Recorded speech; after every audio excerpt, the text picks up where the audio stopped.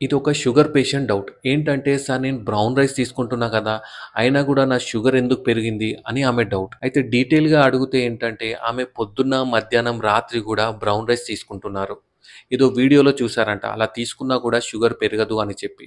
అయితే మీరు తెలుసుకోవాల్సిందేంటంటే, ఈ వైట్ రైస్‌తో పోల్చుకుంటే బ్రౌన్ రైస్ వల్ల షుగర్ అనేది కొంచెం తక్కువగా పెరుగుతుంది. అంతేగాని ఈ బ్రౌన్ రైస్ తీసుకుంటే ఎంత తీసుకున్నా గూడా షుగర్ పెరగకుండా ఉండదు. అలాంటియయితే ఏముండదు. ఈ రెండిటితో కంపేర్ చేసుకుంటే కొంచెం తక్కువగా పెరుగుతుంది. ఇంకా బ్రౌన్ రైస్‌లో బెనిఫిట్స్ ఏంటంటే దాంట్లో fibre, vitamins, minerals, antioxidants ఇవన్నీ ఉంటాయి.